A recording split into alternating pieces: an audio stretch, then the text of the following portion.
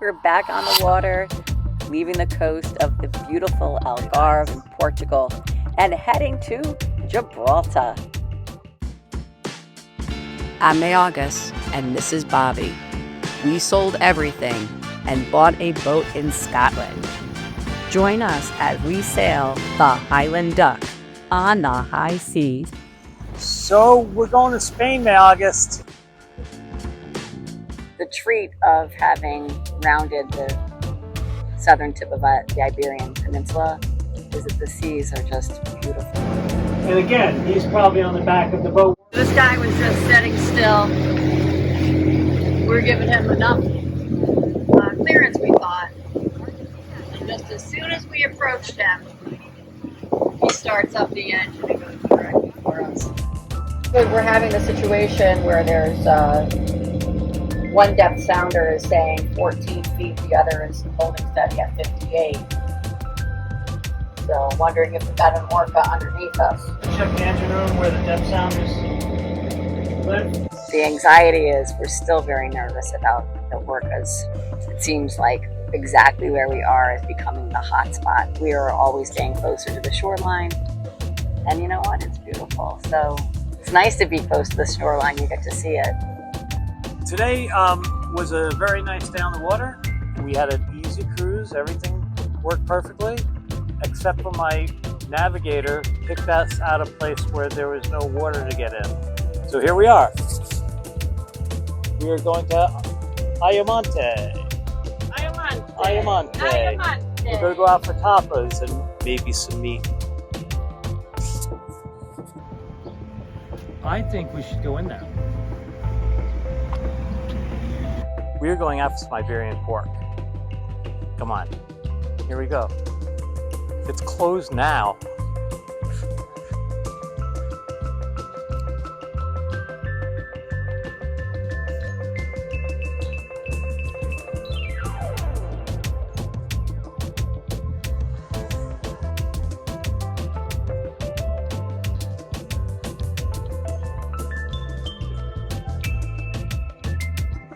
Ryan Mary would hate this.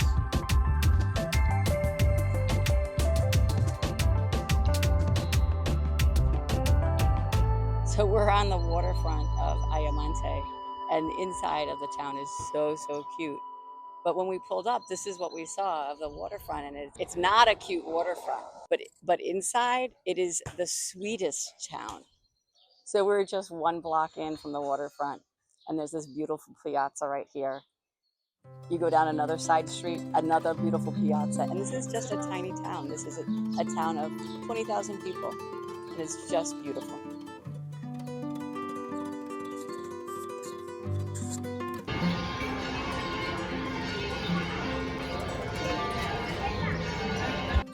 We've been in tougher predicaments. So the dinghy's down there, we're up here. The gate's closed, but we are extremely athletic.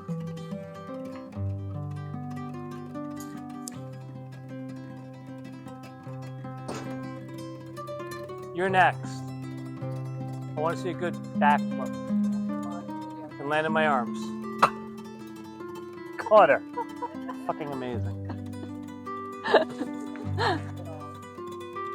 That was pretty good. I can't believe you landed right in my arms.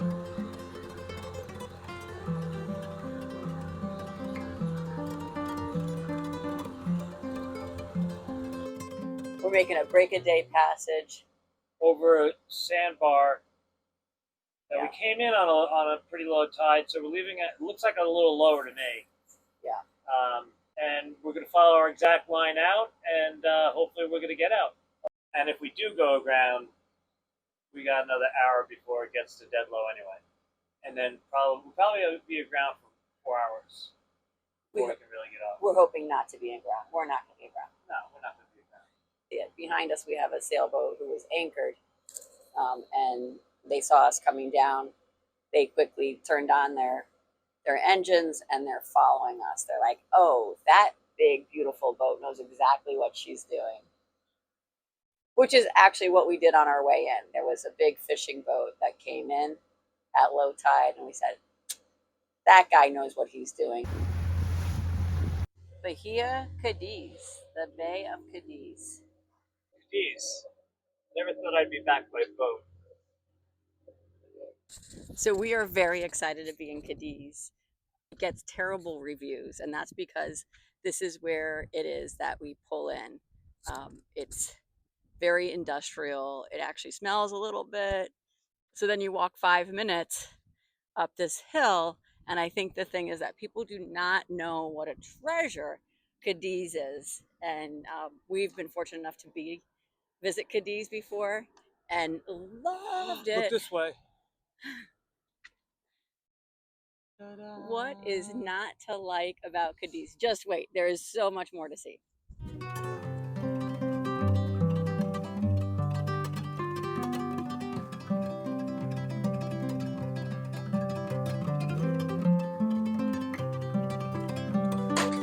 Dos cerveza and uno hamana and uno manchego. So we're gonna have a little bite to eat. Little tapas. It is our second night in Cadiz. We've been here just over 24 hours. We really love Cadiz. But with the tapas, eating tapas, it feels like it's like our sixth meal, which is absolutely fabulous. We're really loving it. But I also said to Mayaugust, whatever you order, you're going to get something that you have no idea what you ordered. And that's what just happened again. Yeah, we figured we're in a seafaring town, we get fresh tuna, but it looks like it's I think it's tuna fish. Yum yum out of the can. Dark. This is my chocolate cake. I'm pretty sure on the menu it said chocolate. It did say chocolate cake. It did, right? It said chocolate cake. But and then you said yes, chocolate cake. It is delicious, but definitely not chocolate.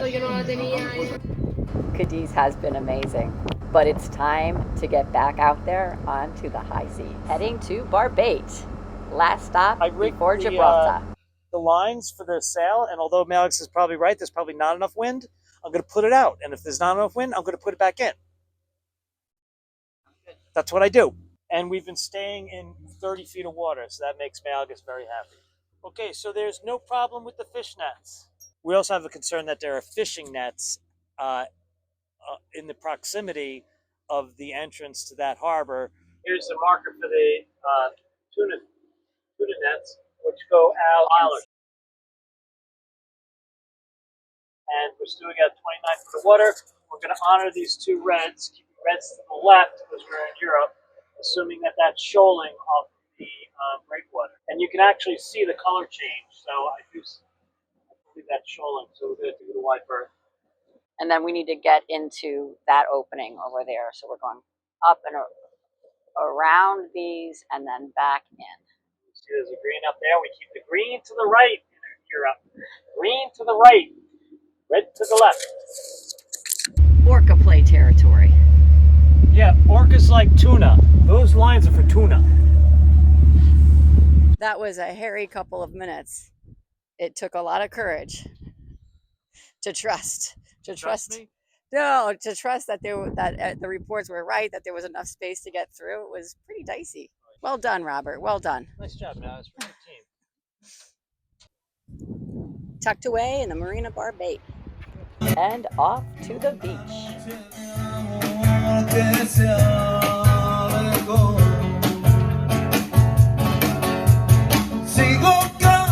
Okay, so we had a nice evening in Barbate. We got to listen to some music and see some dance. It was fantastic. Good night's sleep.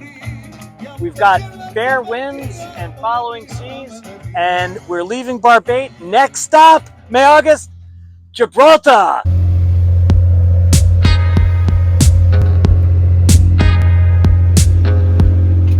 doing some electronic work. I almost got figured out.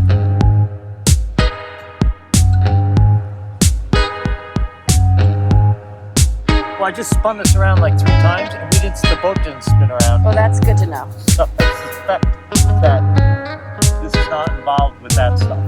That's good. That's a good way to do the experimentation. Right when we're underway, getting into the Gibraltar Straits. Yeah. Busiest area for marine traffic in the entire world. You're welcome. Yeah.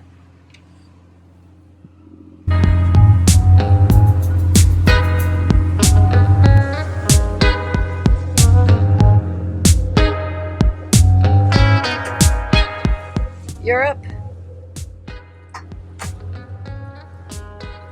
Africa. The Rock of Gibraltar. We made it. We freaking made it to Gibraltar and the Mediterranean. If you've enjoyed this episode, give it a like. It really helps us out.